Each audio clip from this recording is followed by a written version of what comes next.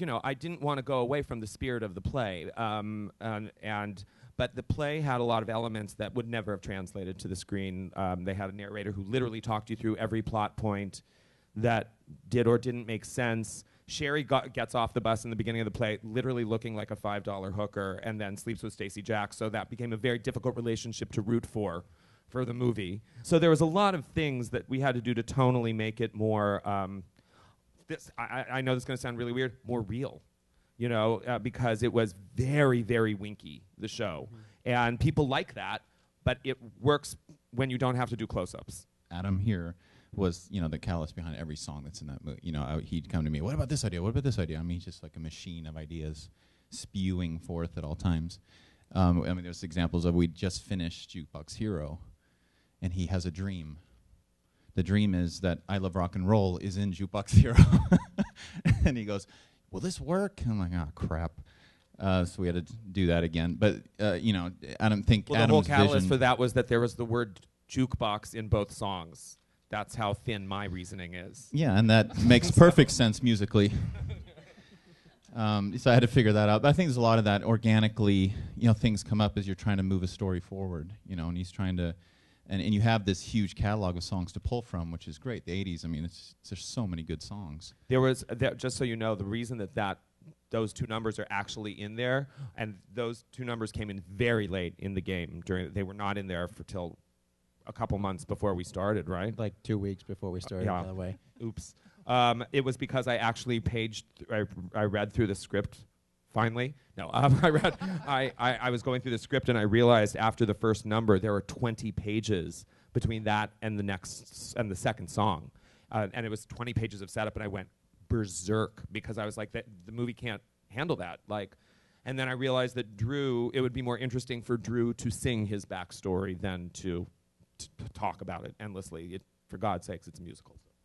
But then you're working with people like Tom Cruise, who'd never sung, much less done a musical. You can't count, Top Gun as his. It's not really a musical, but so he was like, the guy's unbelievable. The work he put in, which is kind of what, as a producer, you dream of, really, to have people like that are willing to go there and to do whatever you ask. He was willing to do it. And even for me to say, that sound you just made, don't ever do that again. And he's like, cool, good feedback. Let's go.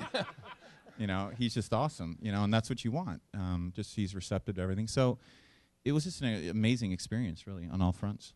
When I told him originally, when we first scouted the movie, we went to Sydney, Australia. And he's like, are you kidding me? I'm going to Sydney, Australia for a movie that takes place in my backyard, somewhere I grew up in. And I'm like, yeah, well, we got to try and make it work. So let's continue, keep forge. I like Sydney, ahead. But it looked like San Diego. It does. Sydney looks like San Diego, and I was like, oh, but at least there's palm trees there. Well, the palm trees there actually look like pineapples, so it was weird. It ended up being strange. And you did say, Anders, can you do Glee from Australia? No. So find a place that had the right architecture and the infrastructure for us to, really recreate the Sunset Strip, which was a character in the movie, was our biggest challenge. And Florida, Miami Beach particularly offered that, where not only could we find the Sunset Strip there, but other locations like Venice Beach that were, a very easy match for us. And that was something that made it very easy for us to accomplish. And it was just fantastic. It was a dream to watch. So, watch them transform these actors who'd never sang before, turning them into, it was fun, man. Recording artists was pretty impressive. Alec and Russell recorded I Can't Fight This Feeling Anymore at the same time in booths singing to each other. We made sure they could see each other. And he made sure so they were literally I have the doing that best thing. home video. Yeah, he was ever. with his iPhone shooting the whole thing. It was so crazy. It was hilarious. It was priceless. But you know what? Finding the voice of each character with these actors was just so much fun.